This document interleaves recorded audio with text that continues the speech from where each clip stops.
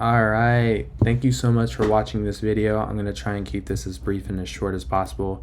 This is going to be a breakdown of the Capture the Flag game and template I designed for all Roblox developers out there. This template follows the original design of the Roblox Capture the Flag template. However, it is integrated in Rojo and uses the Arrow game framework inside of VS Code, which was developed by a guy named Slightnick, I believe is how you say his name. But you know, I'm going to go ahead and just show you all the code base and show you all a template of the game. So not only does this include all the original features of the Capture the Flag game, including the GUI and all of that kind of stuff, but it also includes some embedded music as well. You'll hear that in a second here. Also a map voting system, so you can see the map.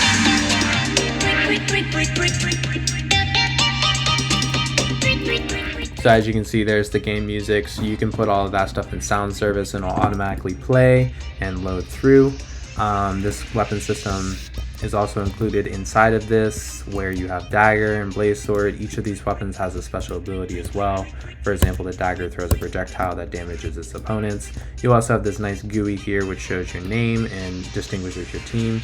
There's also custom classes built into each one of these levels.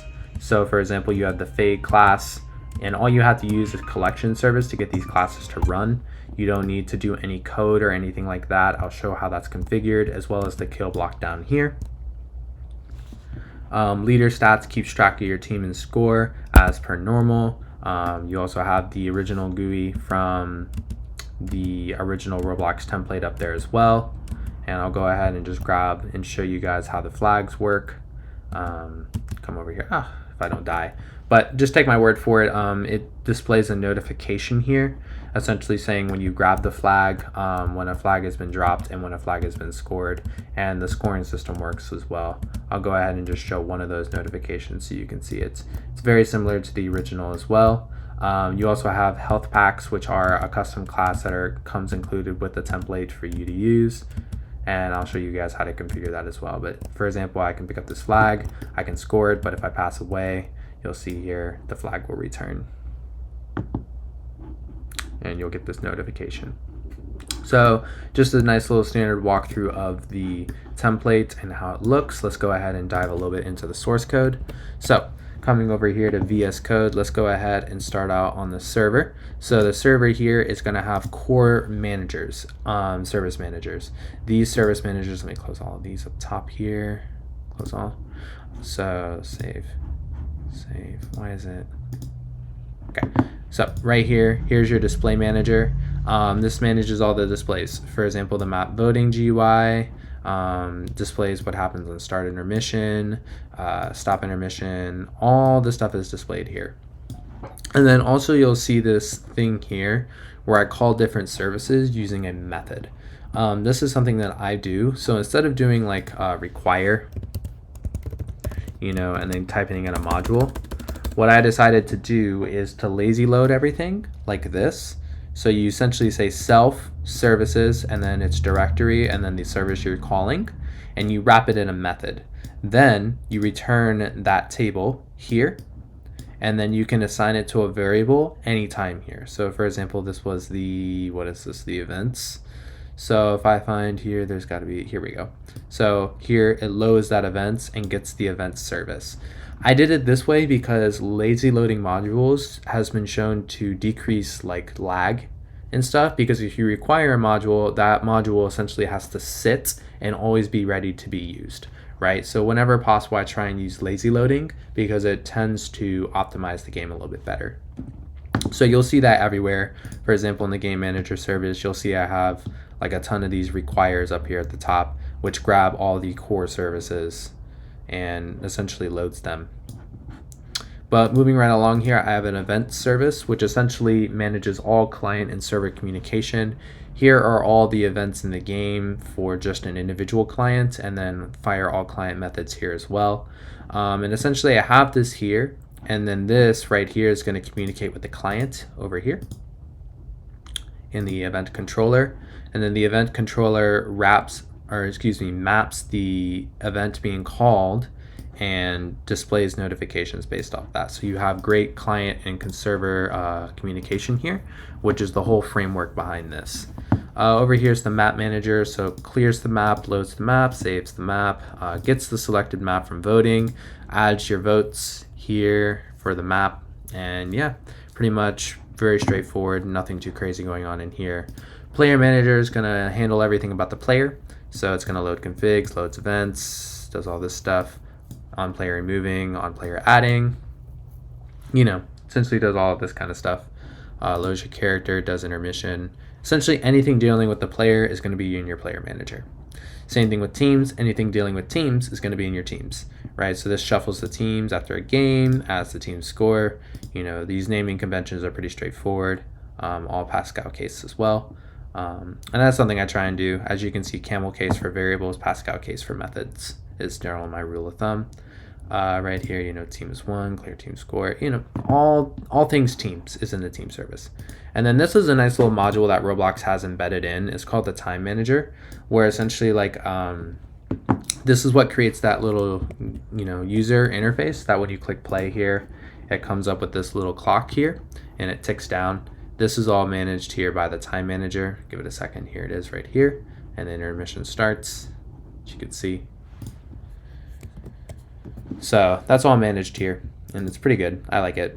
But that's essentially the core services that are included. And then the game manager, think of the game manager like your main class. This is what's going to handle everything going on inside of the game and is the main thread. And the main thread is going to be right down here at start. This is what starts the game loop and runs the entire game loop for the duration of the experience. Now, you may have noticed some initial starting lag. It looks like lag, but it's not. I have a task.wait here because essentially whenever somebody was playing the game in Roblox Player, the client-side code for that player was not loading in.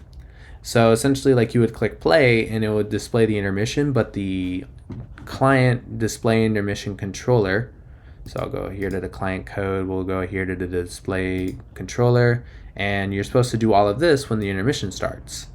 This code wasn't loading in upon start of the game, and because of that, you would just get a blank screen with no map to vote with or anything like that. So because of that, I do have this task.wait of 5 just to minimize any issues with that happening, and then the same thing with the initialize.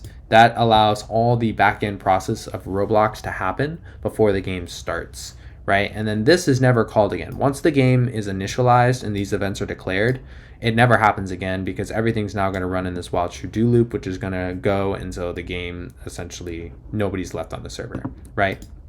And this while true do is just going to run the intermission, stop, start round, update, round over, clean up, right? Very straightforward round loop. All of these are declared here and then all call in their separate methods from the methods down in here. So anything to do with anything is going to be here, like displays. We already went through this, but then these components or the core of the game are then called into the game manager, which then loops them into the individual elements of the game. For example, the intermission, starting, stopping, what does it mean for the game to be ready? What happens when you start the round? Updating the game. I have no code here because there's nothing really to update, but you can update the game here with stuff. What happens when the round is over, and then the cleanup of the round as well. So this is just the general straightforward how everything's configured, and this is your main function, or you can consider this to be your main. If you are from another programming language like Java or C++, this is your int main or your main class here. Yeah, and then you also have some accessory stuff. Tagging service I thought was really, really nice. So essentially I created a whole bunch of modules here, and each of these uses object-oriented programming. For example, here's a kill block that inherits from the part class inside of Roblox Studio and adds more functionality to it. Specifically, it does damage when you touch it, hence the name kill block.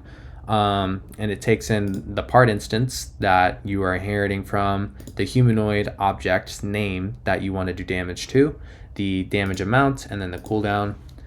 You also have, a health pack class, a fade block class, and then the tagging service is then going to take all of those classes and make different variations of them. So you have like a slow damage class, a medium damage, a high damage, or just a kill in general, high fade or medium fade, health packs, and then the tagging service is going to initialize that. So if we come over here, you'll see all these tags here.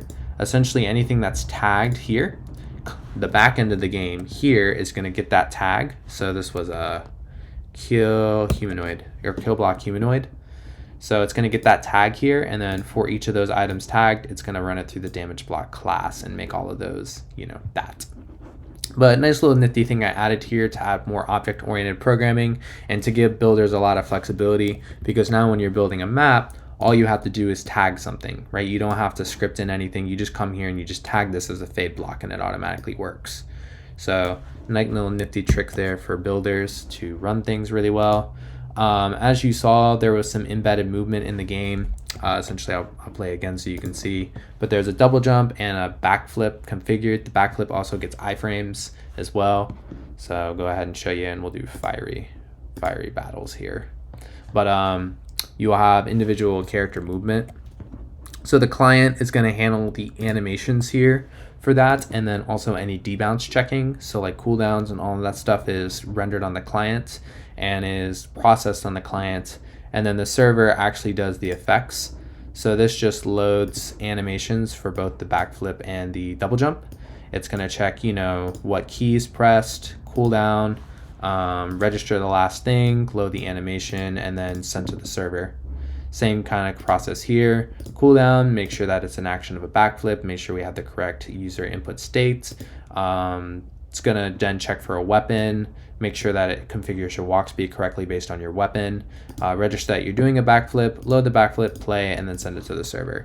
So if I come back over here, you'll see I have a nice little double jump and then a backflip as well. And you'll see here for a half a second, I get iframes on this back roll, so I'm invincible for a half a second.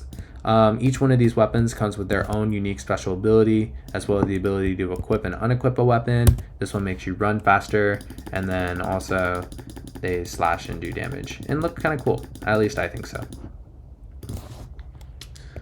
But yeah, so that's just this context action service controller, and then it sends to the character manager service, which just manages all your abilities. This is the double jump stuff. This is the rolling stuff, and then I have your configurations for everything listed up here in a table.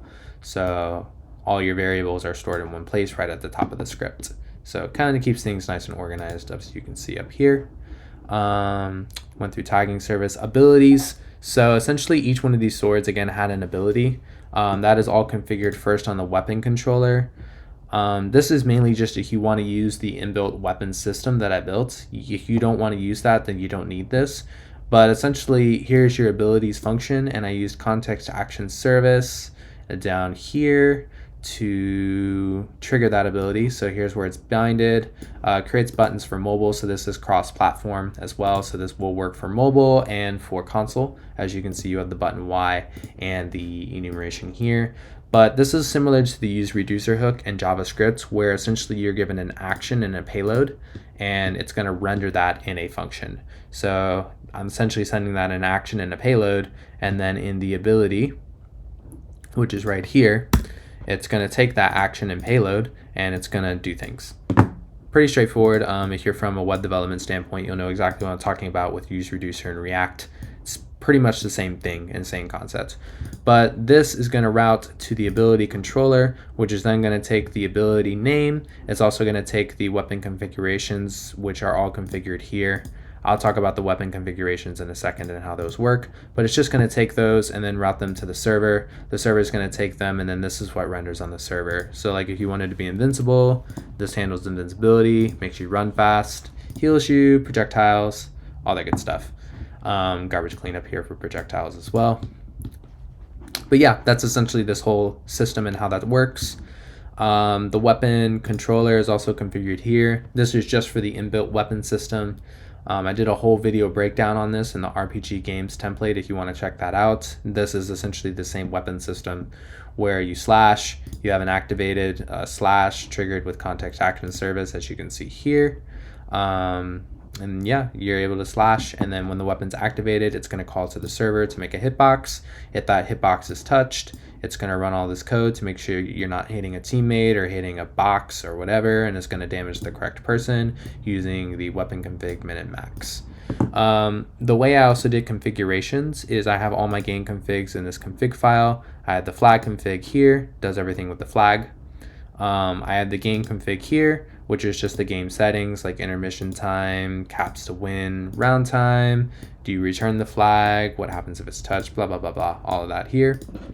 And then one other module that I like to include is called the path config. So essentially, whenever something in the game is trying to grab a configuration file, I send it to this path config, and then the path config routes that request to the correct configuration file.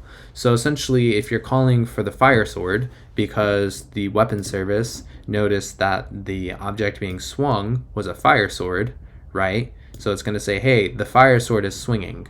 It's going to go and it's going to tell the path config, hey, the fire sword was swinging, grab the fire sword config module. And this is your config ders, which is where all the configurations are in this folder, which is in game, get service, replicator storage, arrow, shared config, which is right here. And then this will route the request here to the correct module in weapons, as you can see. So here are all the modules. So if I wanted this to do more damage, I would do more damage, less damage, and all that kind of stuff. You'll see this little mult here. I put this in because this is the same weapon system from the RPG template.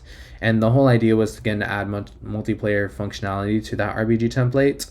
And obviously I don't want this sword to do 7 damage. So I just took all the base stats of the weapons from the RPG template and just added a multiplier to them. So they just do more damage for the multiplayer versus the open world co-op, right? And that's why you have this mult here. And that just allows me to keep things consistent across all the weapons here. Eventually, if you really want to get technical, you could just make this a variable and declare it in the game config. And then this just calls or something like that to this and just gets everything, right? But yeah, you know, that's essentially how all of this is laid out. Here's all the configs for all the different weapons in the weapon system.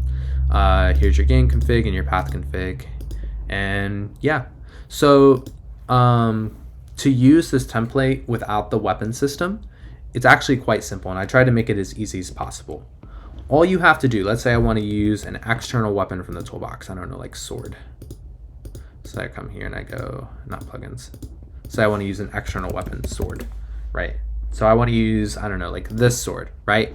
All I would have to do is take this sword and tag it as a weapon. That's it. All you have to do is come here and tag this as a weapon. And whenever this is now touched, because whenever this enters the workspace, it's going to check. The made module is going to check and it's going to say the descendant was added. Does it have a weapon? Yes. If it's a weapon, then it's going to pass this guard clause and we're going to find everything out about this weapon. It's going to check to see if there's a creator value on it. It's going to check to see if it's a part, all this good stuff. And then essentially when it's touched, it's going to do all of this. So all you have to do to add a weapon to the game is fairly simple. You just simply bring in whatever weapon you want. You tag it in here, the tagging editor. You would create a tag here. I don't have the tag because all the weapons are pre-tagged, but you would create a tag called weapon here, assuming I spelled it right, not weapon, weapon. I can't spell. Weapon, right? You would just tag it here, click on this, you would just tag it, or hold on, I'm going to correctly tag this. You would click here, you would tag it, and then you would just add that as a weapon config. So you would just rename the sword to whatever you want it to be. So if I wanted this now to be fire sword, you know, I'll just rename this weapon as fire sword. You could get rid of all of this stuff or whatever, and just make sure that it routes correctly to the path config. The path config is going to listen for the name of the weapon. So if you wanted this to be Minecraft sword or whatever, right, or handle or whatever, you would just name it here, and then it would route this request here. And that was, again, to create a ton of flexibility for any creators in the game to create their own weapon systems and own design of stuff. And I think that pretty much wraps up everything. I pretty much tried to cover as much source code as possible. This stuff over here are just modules that are included in the Aerogame framework. For example, I use the made module a lot. Ton of good stuff there as well. Slightnick has whole videos breaking down this stuff, and it's also in the Aerogame framework documentation, so go check that out. Covered the ability service, yeah. Oh, last thing, this thing is also configured to, if you want, I didn't include it, but you can also use the inbuilt modules here as well to create data stores. So if you want to store player level and data, you can use these two things here, and you'll have a whole data store service and everything here. Also, the GUI. If you want to create any GUI that is custom, then all you do is create a component for it. For example, this is the component for the main GUI in Roblox, right? You would just create a component for it and then put it and call it in here. And what this is going to do is essentially it's going to go ahead and just grab this, whatever's in here. You'll just put it, let's see, right here. So, and then you would put the parent, but the parent's going to be declared here. The parent's going to be the main GUI, like the player GUI, so you don't have to worry about that. But yeah, so you'll just go ahead and just put it right here. So if I wanted like health bar, component, right, I'll just create a module that makes a health bar in the components folder here and then call it in here. Again, this is my React brain for any of you who are fans of React and React too. This works well with React, and that's also why I have this set up here. I didn't include React in this template, but you're more than welcome to if you want. But yeah, that's pretty much it. I think I hit 90% of what's going on. Display controller, I guess we could go through here, just touch on a couple things. Load some maps, starts the intermission, nothing crazy going on here. This does all the game music stuff, so if you wanted to change, anything about that, it's there. And this controls notifications. And that's just about it. So if you have any questions, please feel free to leave them in the comments, and I hope this video was helpful.